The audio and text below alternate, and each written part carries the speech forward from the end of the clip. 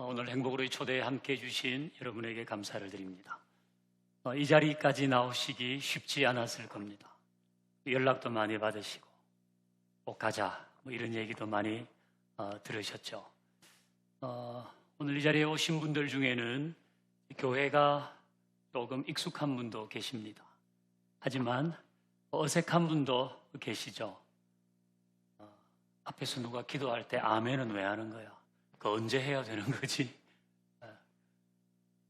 찬양할 때 왜 손을 들고 하나? 여러 궁금한 점들이 있을 겁니다. 제가 입장을 한번 바꿔서 생각해 봤습니다. 제가 목사가 아니고 종교가 없는데 저의 친한 친구가 자기가 다니는 절에서 행복으로의 초대를 한다고 저를 초대했다고 하십시다.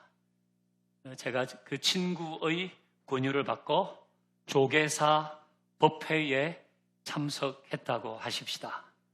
신기한 것도 많고 어색한 것도 많을 겁니다. 어쨌든 저는 그 어렵사리 그 법회에 참석했는데 그렇다면 그곳에서 무엇을 알고 싶을까 생각해 보았습니다. 왜 스님들은 머리를 깎았을까? 이런 걸 알고 가면 좋을까요? 아니면 왜 연부를 할 때 목탁을 두드리는 걸까? 이런 걸 알고 가면 좋을까요? 그것도 아니면 모든 사람들이 공통적으로 관심 있어 하는 어떻게 하면 행복하게 살 수 있나? 또는 애들은 어떻게 키워야 되지? 아니면 마음의 평안은 어떻게 얻어? 낭패 보지 않는 주식 투자는 어떻게 하는 거야? 이런 걸 알고 가면 좋겠습니까? 이런 이야기는 법회에 가지 않아도 들을 수 있는 곳이 많습니다. 제가 어렵사리 법회에 참석했다면 정말 제가 알고 싶은 것은 불교는 어떤 종교지? 사람들은 왜 절에 다니는 거야? 나는 왜 오늘 여기에 와 있는 거지?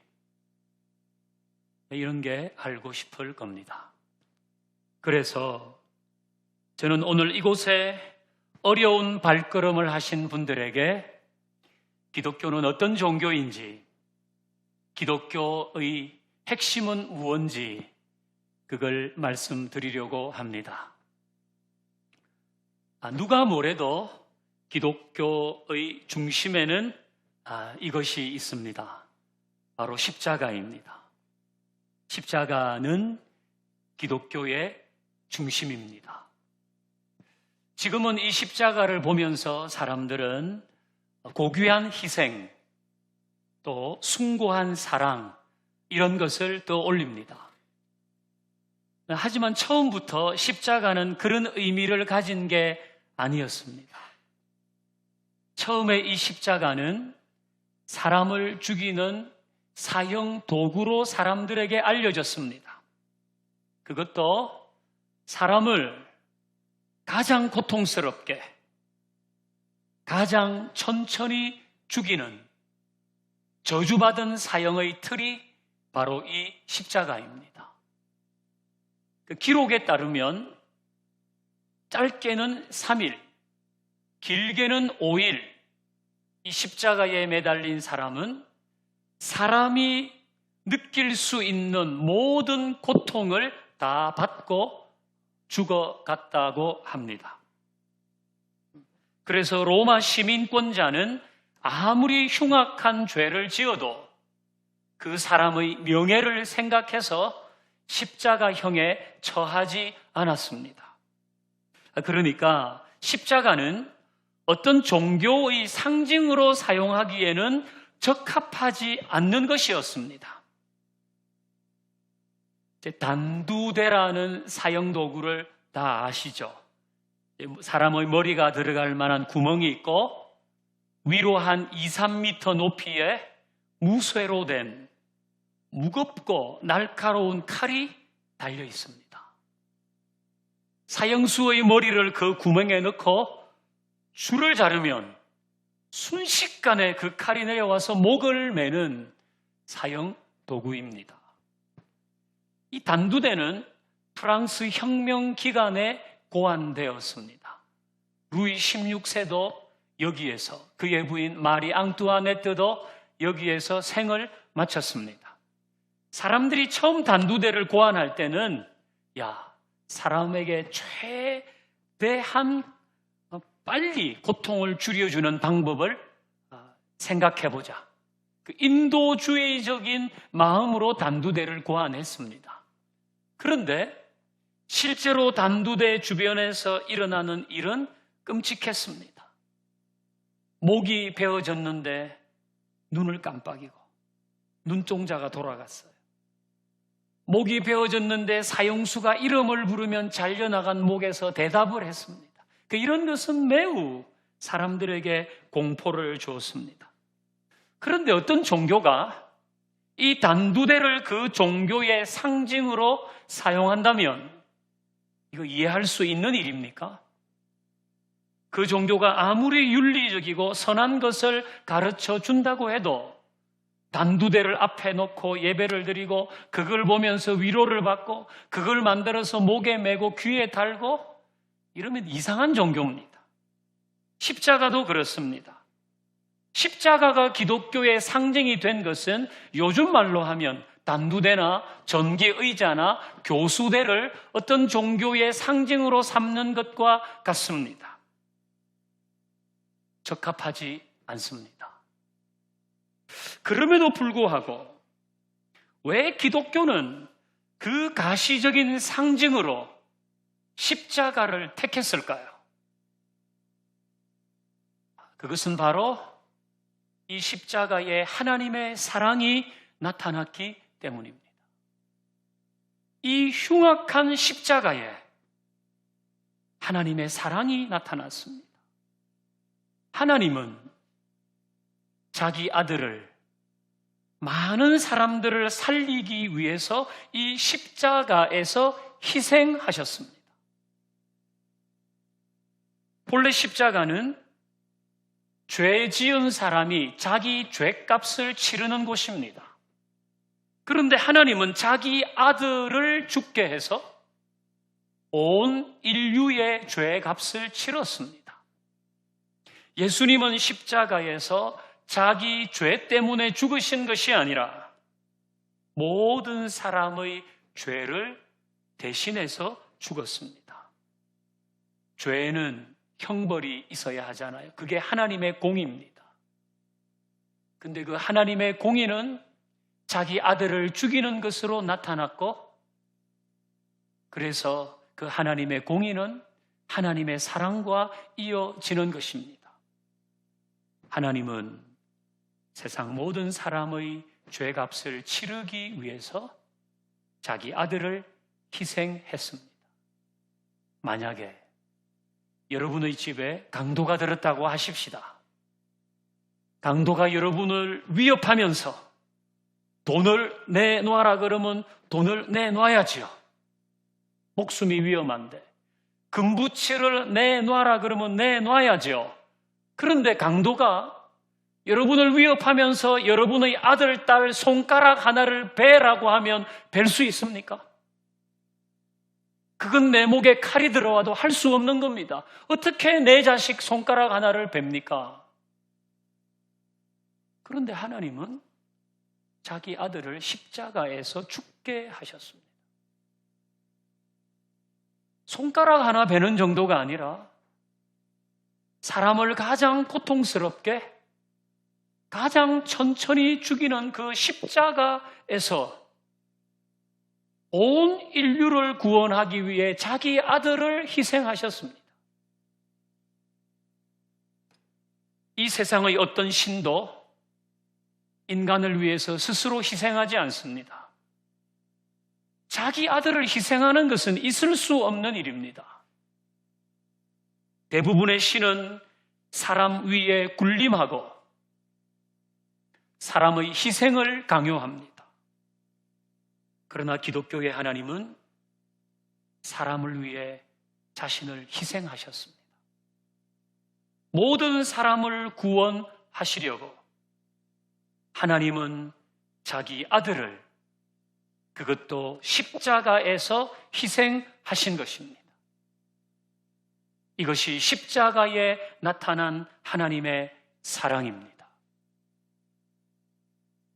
이 일로 십자가는 더 이상 흉악한 사형틀로 기억되지 않고 숭고한 사랑과 희생의 표시가 되었습니다. 이제 모든 곳에서 이 십자가는, 모든 사람에게 이 십자가는 하나님의 사랑을 나타내는 표시가 되었습니다. 이 사랑은 매우 특별합니다. 이 하나님의 사랑은 아무 조건을 요구하지 않습니다. 이 세상에 사랑 많잖아요. 여러분은 어떤 사랑 해보셨어요? 뜨거운 사랑을 해보셨습니까? 아니면 아픈 사랑? 아니면 못다한 사랑을 하셨나요? 이 세상의 사랑은 그것이 무엇이든지 간에 사랑받을 만한 조건이 있어야 사랑받습니다. 사랑할 수 있는 조건이 되어야 사랑합니다. 다 사랑한다고 말하지만 뭔가 조건이 맞으니까 사랑이 시작되는 겁니다. 일반적으로, 이게 조금 과장된 이야기일 수도 있지만 남자들은 돈을 잘 벌어야 사랑을 받습니다. 연봉이 세야 됩니다. 자, 제가 여자분들에게 묻겠습니다. 솔직히 대답해 보십시오. 돈 잘 버는 남자가 사랑스럽습니까? 설거지 잘해주는 남자가 사랑스럽습니까?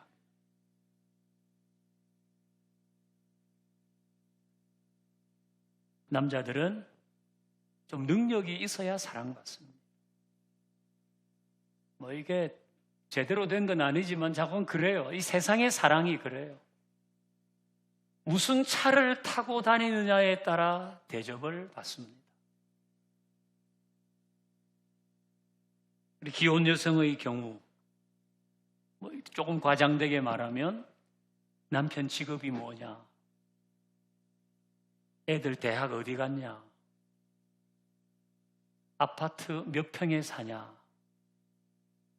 이런 걸로 각각 다른 대접을 받습니다. 다 조건이 맞아야 되는 거예요. 미혼 여성의 경우는 미에 의해서 판단을 받습니다. 애들은요, 공부 잘해야죠.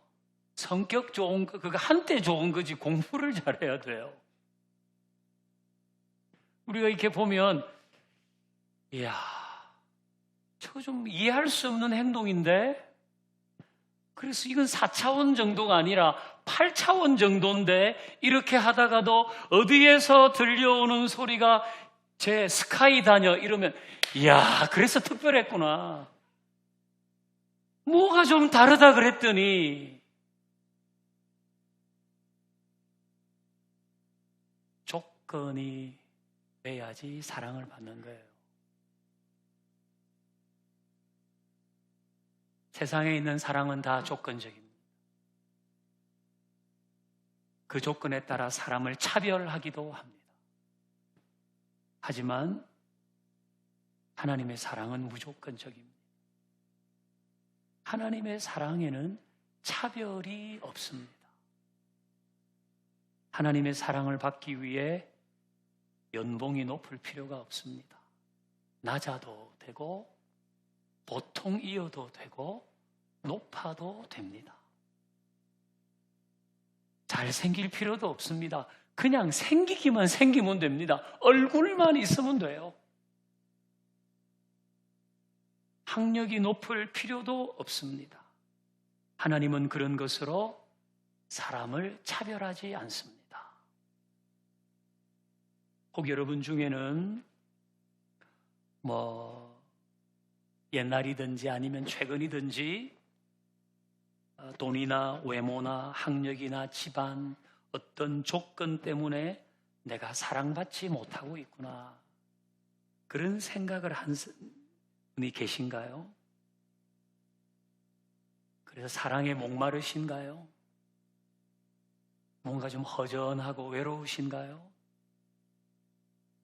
그 목마름과 외로움과 허전함을 채울 수 있는 분은 하나님이십니다. 우리 사회는 늘 공정하고 상식적이 되어야 한다고 말하고 사람들이 다 애를 쓰고 있어요. 앞으로 우리가 사는 세상이 더 공정해지면 이런 사랑에 대한 목마름은 사라질까요? 우리 사회가 더 상식적이 되면 이런 사랑에 대한 목마름은 없어질까요? 아니요. 세상의 사랑은 점점 더 많은 조건을 요구할 겁니다. 세상의 사랑은 점점 더 어떤 조건으로 사람을 차별할 것입니다. 하나님만이 조건 없이 사랑하십니다. 하나님만이 차별 없이 사람을 소중히 대하십니다. 이게 십자가에 나타난 하나님의 사랑입니다. 이제부터 여러분들이 어디서 이 십자가를 보든지 이 십자가를 볼 때마다 하나님은 아무 조건 없이 나를 사랑하신다는 것을 기억하십시오. 길에서 보든지 집에서 보든지 누가 이걸 귀에 달고 다니는 걸 보든지 목에 걸고 다니는 걸 보든지 이 십자가를 볼 때마다 하나님은 조건 없이 나를 사랑하시는구나. 이걸 꼭 기억하시면 좋겠습니다. 여러분 중에는 나는 교회 안 다니는데도 나를 사랑하실까요? 나는 예수를 안 믿는데도 나를 사랑하실까요? 나는 앞으로도 그럴 마음이 거의 없는데 그래도 나를 사랑하실까요? 이런 생각을 하는 분이 있는지 모르겠어요. 그 궁금증에 대한 대답은 그래도 사랑하신다입니다. 이것은 저의 대답이 아니라 요한복음 3장 16절에서 하나님께서 답해 주시는 것입니다. 하나님이 세상을 이처럼 사랑하사 독생자를 주셨으니 하나님이 이 세상은 모든 사람을 포함합니다. 특별한 몇 부류의 사람을 말하는 것이 아니라 좀 괜찮은 사람, 선천적으로 착한 사람, 예수를 믿을 가능성이 있는 사람 아니고 모든 사람을 사랑하셔서 자기 아들을 주셨어요. 이게 하나님의 답이에요. 세상 모든 사람을 하나님은 사랑하십니다. 교회를 다니든 안 다니든 다닐 마음이 있든 없든 하나님은 모든 사람을 사랑하십니다. 차별 없이. 이게 하나님의 말씀입니다. 목사도 사랑하시고 스님도 사랑하십니다. 예수를 믿는 사람도 사랑하지만 아직 예수를 믿지 않는 사람도 사랑하십니다. 좀 다른 점이 있다면 목사인 저는 그 하나님의 사랑을 받아들였습니다. 스님은 아직 받아들이지 않았어요. 예수를 믿는 사람은 이 사랑을 받아들였습니다. 예수를 믿지 않는 사람은 아직 이 사랑을 받아들이지 않았을 뿐입니다. 하나님의 사랑은 변하지 않기 때문에 차별이 없기 때문에 누구든지 이 사랑을 받아들이면 됩니다. 우리가 어디 들어갈 때 노크하잖아요. 똑똑똑. 제가 들어가도 되나요? 문 좀 열어주세요. 이런 거 아니에요. 하나님은 여러분에게 노크를 하세요. 이 사랑을 받으라고. 이 사랑을 받아주기를.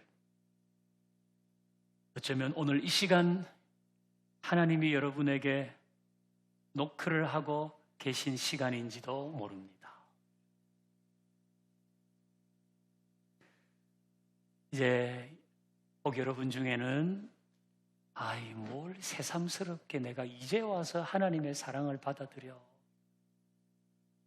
내가 이제 와가지고 내 나이가 몇인데 지금 새삼스럽게 예수를 믿는다고 이렇게 하겠어.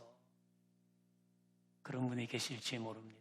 하지만 이 하나님의 사랑을 받아들여 보십시오. 새로운 것이 많을 겁니다. 또 어떤 사람은 나는 사는 것도 웬만하고 그렇게 어려움도 없는데 이 사랑을 내가 꼭 받아야 되나? 이런 분이 있어도 이 사랑을 한번 받아 누려 보십시오. 더 좋아질 겁니다. 또 이런 분도 계세요. 좀 준비를 하고 예수를 믿겠다는 분이 계십니다. 근데 정리할 게 좀 있다는 거예요. 그게 보통 그냥 단편적으로 그런 거죠. 내 음주, 흡연 이런 거, 또 내가 세상에서 좀 즐기고 있는 거 이런 거, 이런 거 좀 정리하고, 그리고 내가 예수를 믿어야지. 내 교회 나갈 거야. 이런 분도 계세요. 이제 언젠가 제 아내가 이 동네 가까운데 어디 운동을 하러, 커브스인가 이제 운동을 하러 가요. 등록을 이제 했는데, 그 등록을 하기 전에 많이 망설여요. 저는 그냥 가면 되지 왜 그러나 했더니 살을 좀 빼고 가야 된다는 거예요. 물론 제가 그 여자의 마음은 이해합니다. 그래도 거기 가서도 좀 폼 잡고 운동해야 되는데 약간 좀 이렇게 하고 가야 된다는 거죠. 근데 이게 순서는 좀 맞지 않은 것 같은데, 우리 몸이 아프면 병원 가면 되잖아요. 근데 그걸 민간요법으로 좀 치료하고 가야 되는 겁니까? 그러면 의사 선생님한테 좀 칭찬받습니까? 그냥 가면 돼요. 저기 분당의 어느 교회는 교회에 흡연실이 있어요. 그냥 오라는 거예요. 그냥 오라는 거예요.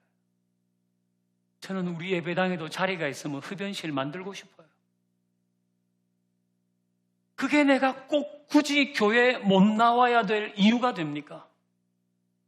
하나님은 그런 조건이 없단 말이에요.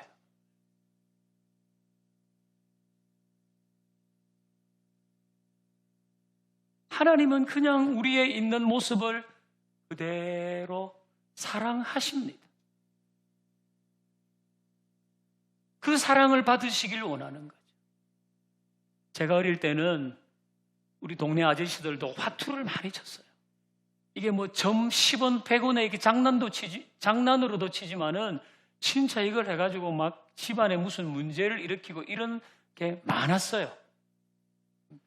그래서 그 당시는 교회에 이제 우리가 이런 부흥회 같은 걸 하면 이제 그 강사분들이 오셔가지고 화투 치는 사람은 화투장하고 방석 들고 교회 오라 그렇게 얘기했어요.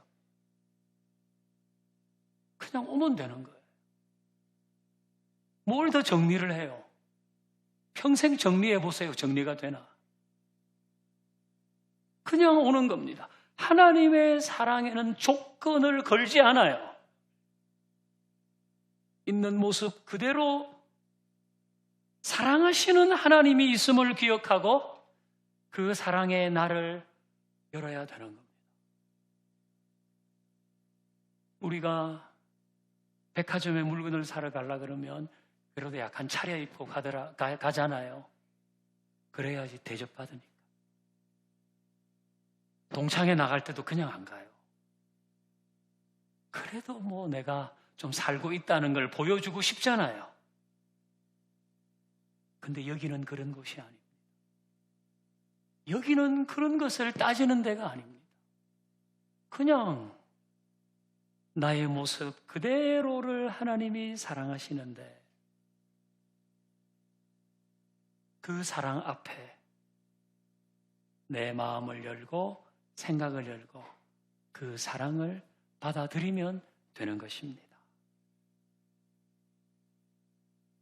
하나님의 사랑은 사형의 도구인 십자가를 사랑과 고귀한 희생의 상징으로 바꾸었습니다. 이 십자가는 지금도 하나님의 사랑을 나타냅니다. 오늘 이곳에 함께 하신 모든 분들이 부디 어디에서 십자가를 보든지 그때마다 하나님이 나를 사랑하고 있다는 것을 기억하시길 바랍니다.